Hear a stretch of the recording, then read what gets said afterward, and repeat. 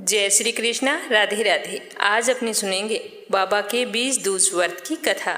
भाद्रपद माह के शुक्ल पक्ष की द्वितीय तिथि को बीज व्रत किया जाता है। यह व्रत रुनेचा वाले बाबा रामदेव जी को समर्पित है।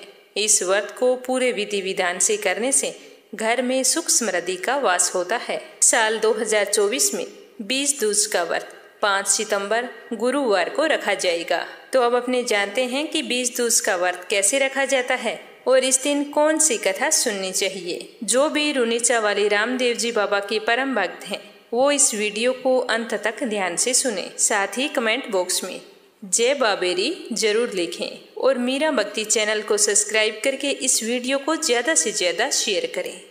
बोलो रुनेचा वाले रामदेव बाबा की जय हो। बाबा रामदेव को द्वारकाधीश श्री कृष्ण का अवतार माना जाता है। इन्हें पीरों का पीर रामासा पीर भी कहा जाता है। कहते हैं कि बाबा रामदेव ने कहा था कि बीज दूज का व्रत करने से जिस तरह चंद्रमा की कलाएं बढ़ती है उसी तरह व्रत करने वाले व्यक्ति के जीवन में सुख सौभाग्य की वृद्धि होती है और कुल में वृद्धि होती है। उस दिन सुबह जल्दी उठें, नित्य कर्मों से निवृत्त होकर साफ सुथरे शुद्ध वस्त्र पहने। उसके बाद में आपके घर के मंदिर में बाबा के पूजा स्थल पर बाबा की प्रतिमा है या फिर कई जगहों पर बाबा के पगलिए होते हैं तो उस पर कच्चे दूध व जल से अभिषेक करें। उसके बाद पूरा दिन अपने नित्य कर्म करते हुए बाबा को हर पल स्मरण करते रहें। इस बात का ध्यान रखें कि अगर आप व्रत रख रहे हैं तो आपको पूरे दिन अन्न ग्रहण नहीं करना है। चाय, दूध व फल आहार ग्रहण कर सकते हैं। वैसे तो यह व्रत अन्य व्रतों की तरह ही होता है, लेकिन बीज का व्रत सूर्यास्त के बाद चंद्र दर्शन के बाद ही खोला जाता है। जैसे ही द्वितीय तिथि के दिन चंद्रमा उदय हो जाता है, बाबा के नाम की ज्योत करनी होती है। इसके लिए कंडे या थेपड़ी होते हैं, उन्हें जलाकर तैयार कर ले। बाद में देसी घी से उन पर ज्योत करें और साथ ही खीर और चूरमा जो आपने बनाया है वो भी उसके ऊपर थोड़ा थोड़ा डालते रहें। पास में एक साफ लोटे में जल भरकर भी रख लें। जब ज्योत प्रज्वलित हो जाए उसके बाद में 5 बार बाबा के बीज मंत्र का मन ही मन उच्चारण करें। बाबा रामदेव का बीज मंत्र मैं आपको बता देती हूँ। ओम नमो भगवते नेतलनाथाय सकल रोग हराय सर्व संपत्ति कराय मम मनाभिलाषितम देहि देहि कार्यम साधाय ओम नमो रामदेवाय स्वाहा। इस तरह से इस बीज मंत्र का मन ही मन 5 बार उच्चारण करें और बाबा रामदेव को अपनी मनोकामना बताएं। उसके बाद बाबा रामदेव की कथा सुने। कथा सुनने के बाद में बाबा रामदेव से पूजा में हुई भूल चूक के लिए क्षमा मांगे। फिर जो आपने वहां पर एक जल से भरकर लोटा रखा है उसमें ज्योति की जो थोड़ी सी भभूति है वो मिलाकर पूरे घर में छिड़काव करें। उसके बाद व्रत का पारण करें। इस तरह अगर कोई व्यक्ति पूरी सच्ची श्रद्धा और विश्वास के साथ व्रत करता है तो घर परिवार में सुख समृद्धि आती है। जीवन में आने वाली मुसीबतों से रक्षा होती है। रोग व शोक से भी बचाव होता है। साथ ही आपका मन धर्म कर्म की ओर आकर्षित होता है। बाबा रामदेव को प्रसन्न करने और उनका आशीर्वाद प्राप्त करने के लिए सबसे आसान और सरल तरीका यही है कि भादो माह की शुक्ल पक्ष की द्वितीय तिथि को व्रत रखें और व्रत कथा सुने। बाबा रामदेव के पिता का नाम अजमल जी था और माता का नाम मीणादे था और उनकी पत्नी का नाम नेतलदे था। बाबा रामदेव को भगवान श्री कृष्ण का अवतार माना जाता है।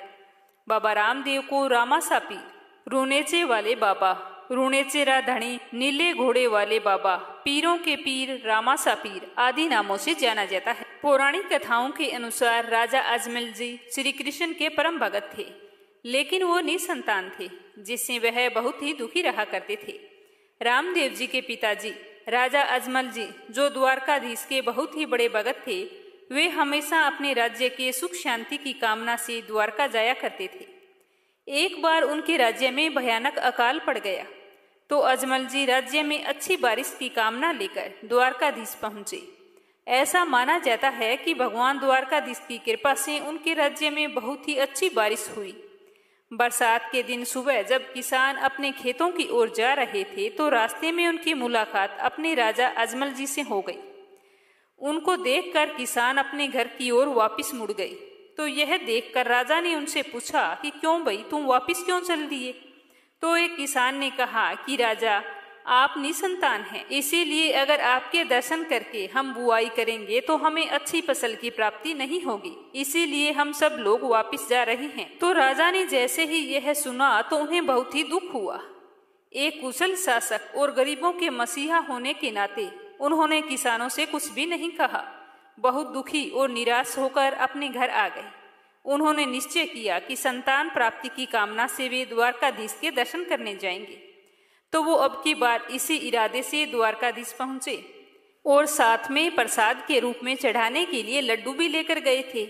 वहां पहुंचने के बाद भगवान श्री कृष्ण जी की मूर्ति के आगे बैठकर राजा अपनी सारी व्यथा उन्हें सुनाने लगे और साथ ही यह भी बताया कि किस तरह जिस प्रजा को मैं इतना प्यार करता हूँ उनके लिए मैं अब सुगंध का पात्र बन गया हूँ। राजा इस तरह काफी देर तक कृष्ण जी की मूर्ति के आगे बोलते रहे।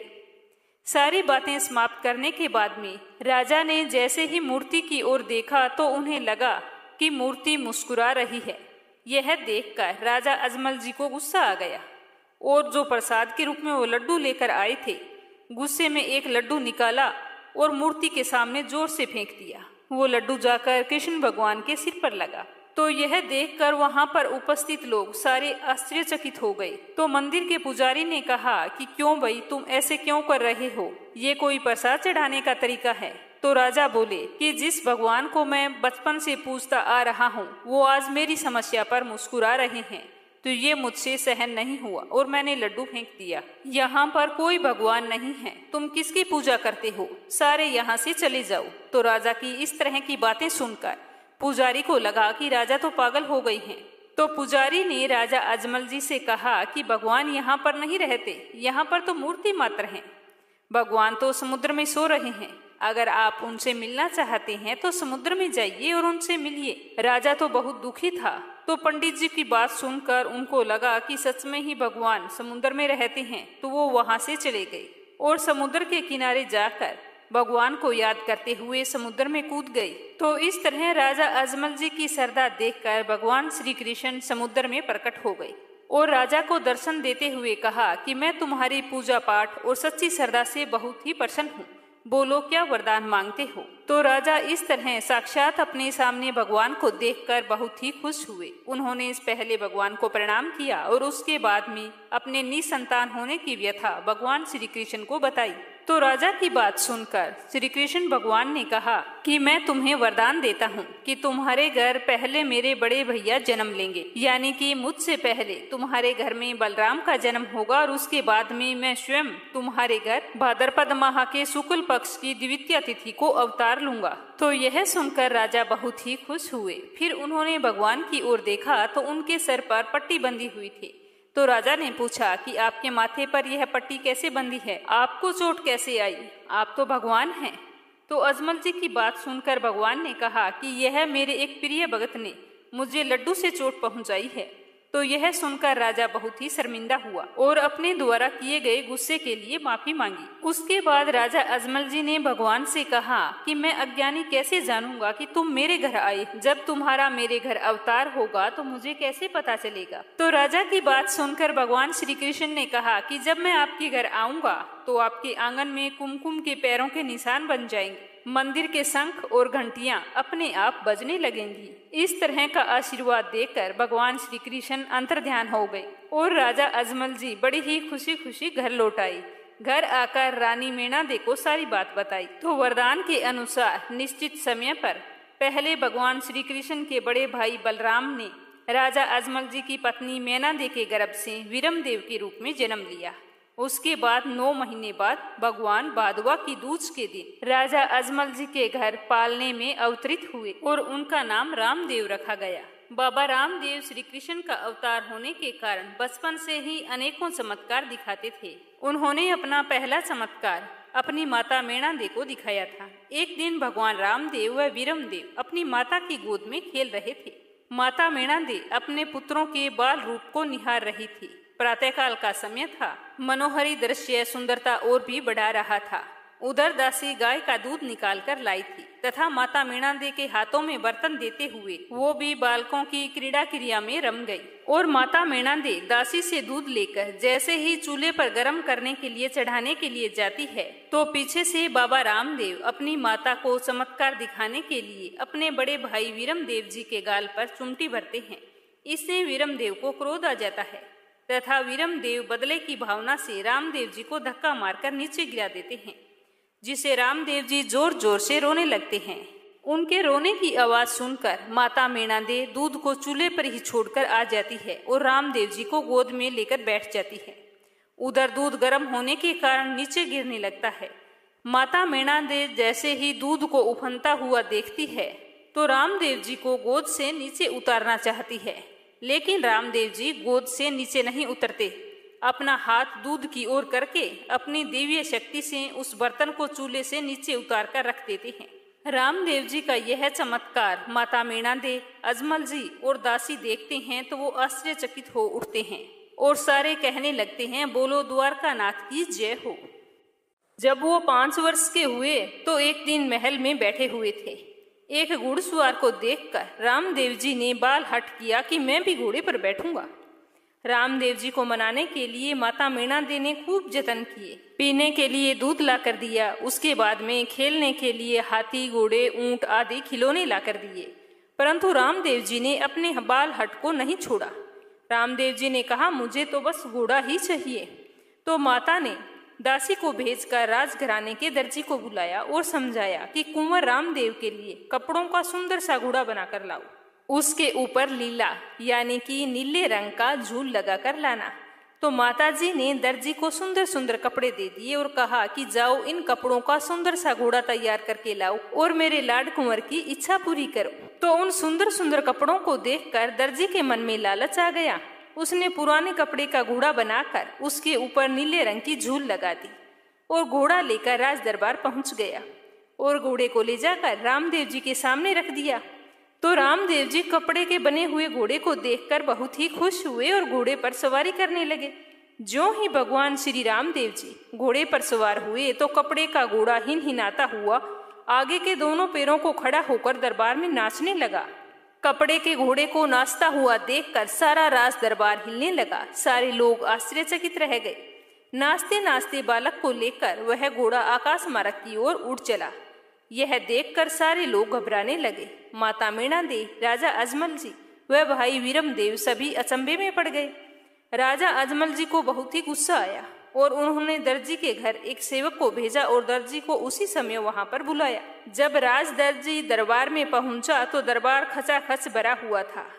तब उसे देखते ही अजमल जी ने कहा कि हे दर्जी, सच सच बताना कि तुम उस कपड़े के घोड़े पर क्या जादू किया है जो मेरे कुंवर को लेकर आकाश में उड़ गया।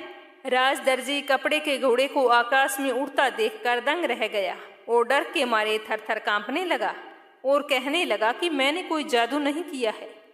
दर्जी की बात का राज दरबार में कोई भी असर नहीं हुआ, क्योंकि दूसरा कारण था।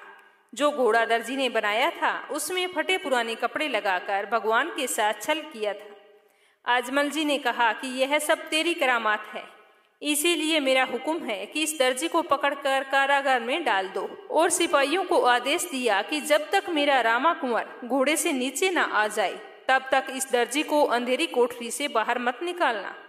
तब दर्जी कोठरी में पड़ा रोने लगा और भगवान को याद करने लगा। इस प्रकार दर्जी ने जब भगवान को पुकारा तो भगवान श्री रामदेव जी ने दर्जी पर कृपा की, क्योंकि भगवान तो हमेशा ही भक्तों के वश में हुआ करते हैं।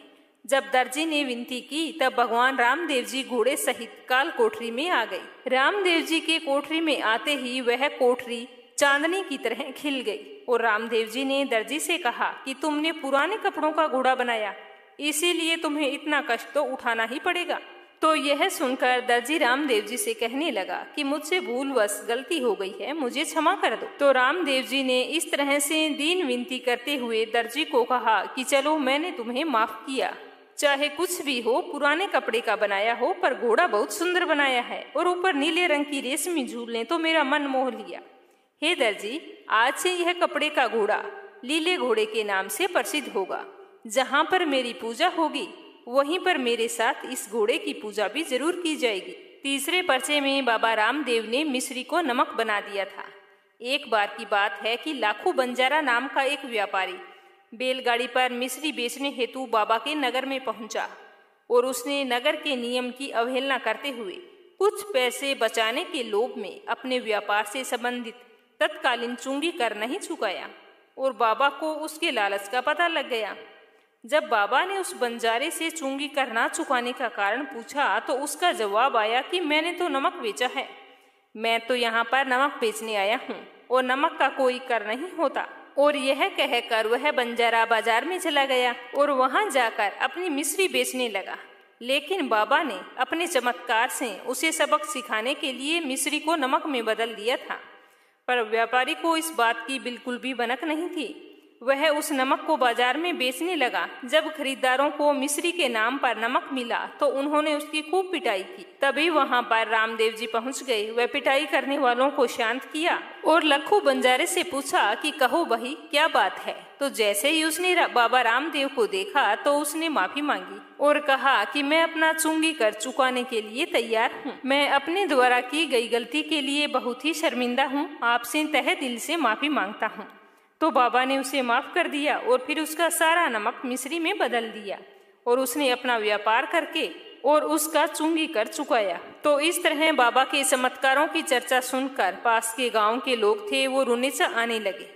यह बात धीरे धीरे मौलवियों और पीरों तक भी पहुंच गई तो उन्हें ये बात भाई नहीं।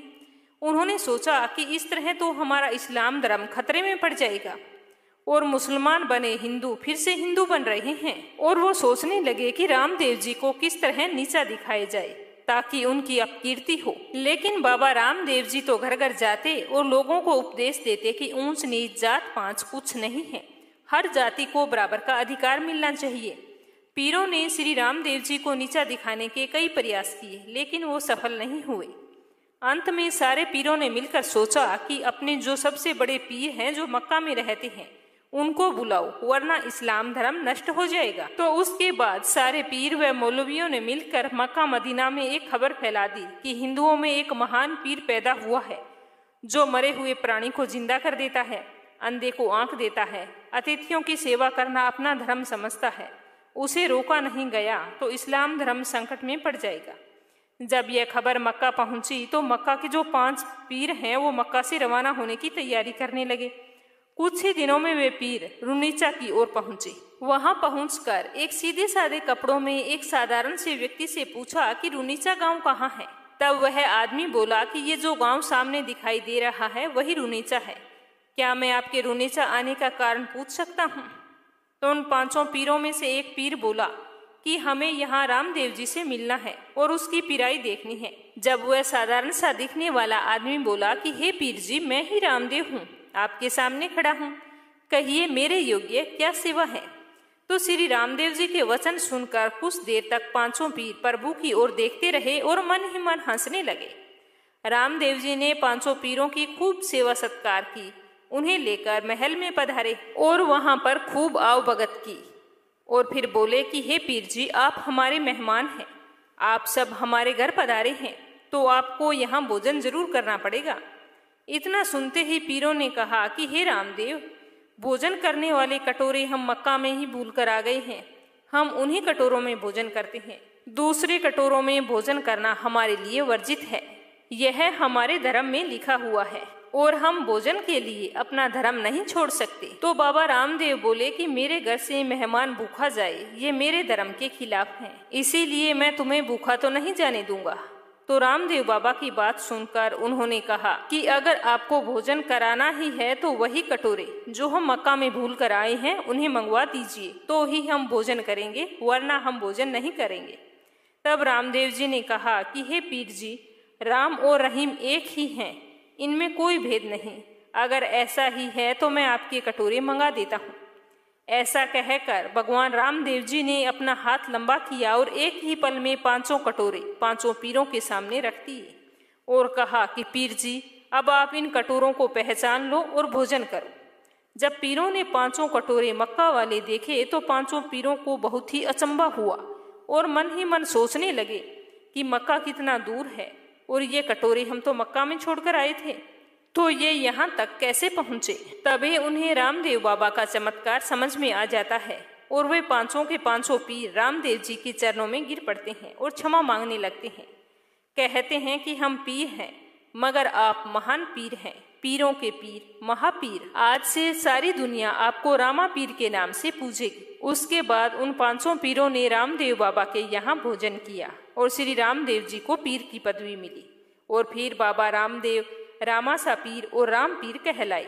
अगला पर्चा पुंगलगढ़ के पड़िहारों को दिया। रामदेव जी की बहन सुगुना का विवाह पुंगलगढ़ के कुंवर उदय सिंह पड़िहार के साथ हुआ था। जब उनको पता चला कि बाबा रामदेव जी नीची जाति के लोगों के साथ बैठकर हरि कीर्तन किया करते हैं, तो वे रामदेव जी के यहाँ आना जाना बंद कर लिया और उन्हें बड़ी ही हे दृष्टि से देखने लगे।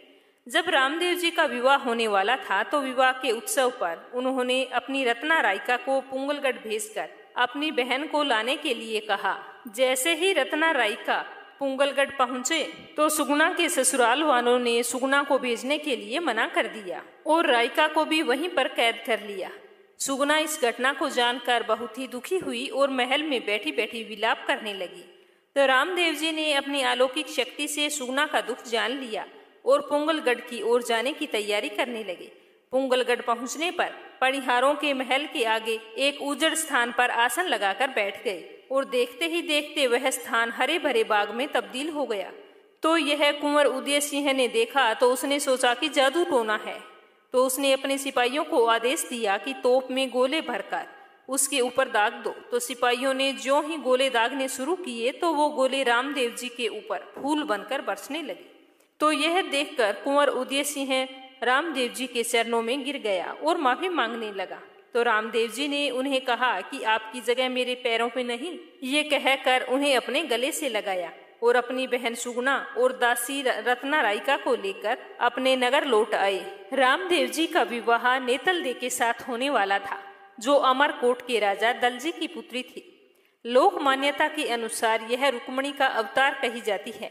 कहा जाता है कि यह पैरों से पंगुल थी, चल फिर नहीं सकती थी। जैसे ही उनकी शादी हुई और फेरों के लिए बोला गया तो रामदेव जी ने अपनी पत्नी नेतल दे को उठने को कहा। तो नेतल दे ने रामदेव जी के कहे अनुसार उठने का प्रयास किया तो उनमें रामदेव जी की अलौकिक शक्ति से उठने का साहस आ गया और एकदम से वो खड़ी हो गई। यह देखकर सारे लोग आश्चर्यचकित हुए। इस तरह नेतल दे ने खड़े होकर रामदेव जी के साथ फेरों की रस्म को पूरा किया। तो सारे लोग रामदेव जी का जय जयकार करने लगे। कहते हैं कि जिस रात रामदेव जी का विवाह हुआ था उसी रात सुगुना बाई के पुत्र को सांप ने काट लिया था, जिससे उसकी मृत्यु हो गई थी। अंतर्यामी भगवान रामदेव जी ने सुगुना के दुख को जान लिया और नेतल दे, रानी और बारात सहित सुबह जल्दी ही वापस पहुंच गए। विवाह के मांगलिक अवसर पर विघ्न न डालने के लिए सुगुना बाई ने अपने मरे हुए पुत्र के बारे में किसी को नहीं बताया। लेकिन जब रामदेव जी और नेतल दे शादी करके आए तो सुगुना बाई उन्हें बधारने के लिए वहां पर नहीं आई। तो रामदेव जी ने सुगुना को बुलाया और उसकी उदासी का कारण पूछा। तो कुछ देर तक सुगुना चुप रही और झूठी मुस्कान लाने की कोशिश करने लगी, लेकिन उसकी आंखों से आंसुओं की धारा बह चली। वह कुछ भी नहीं बोल पाई। उसका गला रुक गया और वह सिसकती हुई पुत्र को पुकारने लगी। तो रामदेव जी सब कुछ समझ गए थे। वो बधावे की रस्म को बीच में ही छोड़कर अंदर आए और अपनी दिव्य शक्ति से परिपूर्ण अपने हाथ को अपने भांजे को स्पर्श कराया और अपने भांजे को आवाज देकर उठाने लगे। तो रामदेव जी की आवाज सुनते ही वह बालक पुनर्जीवित हो गया और फिर रामदेव जी उसे अपनी गोद में बिठाकर खिलाने लगे। यह देखकर बहन सुगुना के चेहरे पर खुशी की लहर दौड़ गई और वह अपने भाई को धन्यवाद देते हुए अपने पुत्र को सीने से लगा लिया। इस तरह बाबा रामदेव ने अपनी बहन को पर्चा दिया। उसके बाद में दिया अपनी रानी नेतल दे को। कहते हैं कि एक समय रंग महल में रानी नेतल दे ने रामदेव जी से पूछा कि हे प्रभु, आप तो सिद्ध पुरुष हैं, बताइए मेरे गर्भ में क्या है, पुत्र है या पुत्री है? इस पर रामदेव जी ने कहा कि तुम्हारे गर्भ में पुत्र पल रहा है, उसका नाम सादा रखना। तो रानी का संशय दूर करने के लिए रामदेव जी ने अपने पुत्र को आवाज दी। तो रामदेव जी की आवाज देने से वह शिशु अपनी माता के गर्भ से बोल उठा और अपने पिता के वचनों को सिद्ध कर दिया। कुछ महीनों बाद रानी नेतल दे ने पुत्र को जन्म दिया और उसका नाम फिर सादा रखा गया। रामदेवरा से 25 किलोमीटर दूर उनके नाम से सादा गांव बसा हुआ है। उसके बाद में अगला पर्चा मेवाड़ के सेठ जी को दिया था। कहा जाता है कि मेवाड़ के किसी गांव में दलाजी नाम का एक महाजन रहता था। धन संपत्ति उसके पास बहुत थी, उसके पास कोई चीज की कमी नहीं थी, किंतु उसके संतान न होने के कारण वह रात दिन चिंतित रहा करता था। किसी साधु के कहने पर वह रामदेव जी की पूजा करने लगा और उससे अपनी मनोती बोली कि यदि मुझे पुत्र की प्राप्ति हो जाए तो मैं सामर्थ्य अनुसार एक मंदिर बनवाऊंगा। तो सेठ जी की मनोती पूरी हुई। इस मनोती के अनुसार 9 महीने पश्चात उनकी पत्नी ने बहुत ही सुंदर पुत्र को जन्म दिया। जब वह बालक 5 वर्ष का हुआ तो सेठ और सेठानी दोनों बच्चे को साथ लेकर रुनीचा की ओर रवाना हो गए, लेकिन रास्ते में लुटेरों ने उनका पीछा किया। सेठ और सेठानी ने जैसे ही उनसे पूछा कि आप कौन हैं और कहाँ जा रहे हैं, तो उन्होंने कहा कि हमें भी रुनीचा जाना है।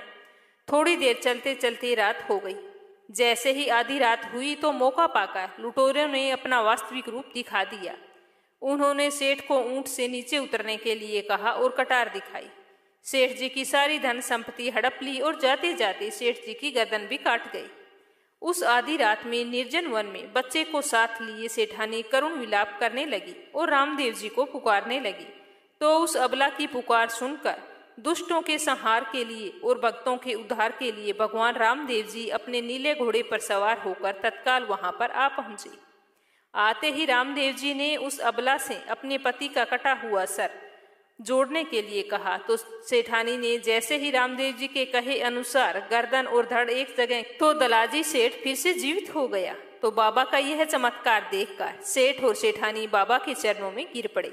बाबा ने उनको सदा सुख में जीवन जीने का आशीर्वाद दिया और अंतर ध्यान हो गए। कहते हैं कि सेठ दलाजी ने उस जगह पर बाबा का एक भव्य मंदिर बनवाया था। अंतिम पर्चा बाबा रामदेव ने अपने पिताजी अजमल जी को दिया था। एक बार रामदेव जी ने सभी गांव वालों को इकट्ठा करके अपने समाधि लेने की सूचना दी, तो सभी गांव वालों की आंखों में आंसू आ गए और सभी रुआंसे गले से बाबा को इतनी छोटी अवस्था में समाधि लेने से मना करने लगे और समझाने लगे। बाबा ने सभी के प्यार को सहर्ष स्वीकार करते हुए कहा कि हे प्यारे बंधुओं, मेरा अवतरण इस संसार में किसी कारणवश हुआ था जो मैंने पूर्ण कर दिया है। अब यहाँ मेरा कोई काम नहीं है। मैं समाधि लेने के बाद भी हमेशा आपकी सहायता के लिए तैयार रहूंगा। बस आप मुझे सच्ची श्रद्धा से पुकार लेना और भाद्रपद माह के शुक्ल पक्ष की द्वितीया तिथि को मेरा व्रत रखना, जिससे आपकी कोई भी मनोकामना होगी वो अवश्य पूर्ण होगी। और फिर ये भी कहा कि मेरे जाने के बाद तुम सारे लोग सत्य वचन और धर्म के मार्ग पर चलना। लेकिन जब रामदेव जी के समाधि लेने का समाचार उनके पिताजी अजमल जी को मिला तो वो जल्दी से राम सरोवर तालाब पर पहुंचे और उन्होंने अपने पुत्र रामदेव को गले से लगा लिया और दीन विनती करने लगे कि पुत्र मुझे छोड़कर मत जाओ। तो रामदेव जी ने अजमल जी को शांत करवाते हुए कहा कि हे राजन, मैं तो आपका आज्ञाकारी सेवक हूँ। आपको दिए गए वचन अनुसार मैंने अपना वादा पूर्ण किया और आपके महल में आपके पुत्र के रूप में अवतार लिया, परंतु अब मेरा कार्य पूर्ण हो गया है। अब मुझ आज्ञाकारी पुत्र को जाने की इजाजत दीजिए। इतना कहकर रामदेव जी ने अजमल जी को एक बार फिर से द्वारकाधीश के दर्शन दिए और समाधि में लीन हो गए। कहते हैं कि समाधि में लीन होने के बाद में भी रामदेव जी अपने पर्चे देते रहे। रामदेवरा से कुछ ही मील दूर एक स्थान पर उकमसी भाटी नामक एक क्षत्रिय भेड़ बकरियां चराकर अपना जीवन यापन करता था। वे रामदेव जी के परम भगत थे और नित्य ही रामदेव जी का कीर्तन भी किया करते थे। बाबा की कृपा से उनको पुत्र रतन की प्राप्ति भी हुई। उन्होंने उसका नाम हरजी रखा था। हरजी जब 15 साल के हुए तो वो एक दिन जंगल में भेड़ बकरियां चरा रहे थे। तभी वहां पर रामदेव जी साधु के वेश धारण करके आए और हरजी से भूख मिटाने के लिए कहा भी मुझे बकरी का दूध चाहिए। तो साधु बाबा की बात सुनकर हरजी ने कहा, महाराज, मेरी बकरियां तो अभी तक ब्याई हुई नहीं है और बिन ब्याई बकरी के थनों से दूध कैसे आएगा। आपका सत्कार ना करने के कारण मैं तो बड़े संकट में पड़ गया हूँ। तो साधु बोला कि मैं तो इस गर्मी में तपती रेत पर चलकर बड़ी दूर से आया हूँ। मुझे तो तुम्हारी सारी बकरियों के थनों में दूध दिखाई दे रहा है, परंतु तुम मना कर रहा है। ये ले कटोरा और इसमें दूध निकाल कर ला। तो साधु बाबा से डरता हुआ बालक कि कहीं साधु बाबा मुझे श्राप ना दे दे, तो कटोरा लेकर एक बकरी के पास आकर उसे दूध दूहने लगा। तो देखते ही देखते वह कटोरा बकरी के दूध से भर गया। तो यह देखकर हरजी को बड़ा ही आश्चर्य हुआ। उसने साधु को वह कटोरा देकर कहा कि हे महाराज, आप कौन हैं? मैं अज्ञानी आपको पहचानने में गलती कर रहा हूँ। तभी रामदेव जी ने हरजी को अपने असली रूप के दर्शन दिए और हरजी को आशीर्वाद देते हुए अंतर्ध्यान हो गए। उसी दिन से हरजी बाटी प्रभु भक्ति में लग गया और आगे चलकर बाबा के सेवक के रूप में जाना गया। कहते हैं कि जब बाबा रामदेव जी समाधि में लीन होने वाले थे तो इस बात की खबर उनके मौसी के बेटे हड़बूजी सांखला तक पहुंची, तो वे रामदेव जी को जीवित समाधि लेने से रोकने के लिए अपने घोड़े पर सवार होकर तुरंत रुनेचा की ओर चल पड़े। थोड़ी दूर जाने पर उन्हें एक पेड़ के नीचे रामदेव जी दिखाई दिए, तो यह देखकर हड़बू की खुशी का कोई ठिकाना नहीं रहा। वो वहीं पर उतर गए और रामदेव जी के गले लग गए और पूछा कि आपके जीवित समाधि लेने की चर्चा मैंने सुनी है, इसीलिए मैं आपसे मिलने के लिए आ रहा था। तो रामदेव जी ने जवाब दिया कि इस संसार में जितने लोग हैं, जितने में उतनी बातें, कौन सत्य है और कौन मिथ्या है। इतना कहकर रामदेव जी ने अपने भाई को रतन कटोरा और सोहन चूटिया देकर कहा कि अजमल जी को दे आना और मैं घोड़ा ढूंढकर ला रहा हूँ, तुम चलो, मैं अभी आया। तो रामदेव जी का मौसेरा भाई रामदेव जी की दी हुई वस्तुएं लेकर रुनीचा पहुंचे तो वहां पर सभी गांव वालों को मायूस पाया। तो उसने इसका कारण पूछा तो गांव वालों ने बताया कि रामदेव जी ने जीवित समाधि ले ली है। तो हड़बू जी को उनकी बातों पर विश्वास नहीं हुआ और कहा कि मैं उन्हें गांव के बाहर अभी देख कर आया हूँ, उन्होंने मुझे रतन कटोरा और सोहन चूटिया दी है। यह कहते हुए उन्होंने गांव वालों को दिखा दिया। तो गांव वाले देखकर बोले कि जब रामदेव जी ने जीवित समाधि ली थी तो उसके पास ये दोनों चीजें थी। कहते हैं कि ये सब देखकर उस समय तुमरों को रामदेव जी की समाधि लेने पर भ्रम हो गया था, तो वे इसकी वास्तविकता जानने के लिए समाधि को खोदने लगे। समाधि खोदने पर उन्होंने देखा कि वहां पर तो फूल पड़े थे और वहां पर कुछ भी नहीं था। तभी वहां पर आकाशवाणी हुई और रामदेव जी बोले कि मेरे मना करने के बावजूद भी आपने मेरी समाधि को खोदकर मेरे विश्वास को खंडित किया है, इसीलिए आज से आपकी आने वाली पीढ़ियों में कोई पीर नहीं होगा। तो ये थी रामदेव जी की कथा। कहते हैं कि इस कथा को श्रद्धा पूर्वक सुनने से व्यक्ति की समस्त मनोकामनाएं पूरी होती है। तो आज की वीडियो आपको कैसी लगी कमेंट करके जरूर बताना। भगवान रामदेव आपकी सारी मनोकामनाएं पूर्ण करे। जय श्री कृष्णा। राधे राधे।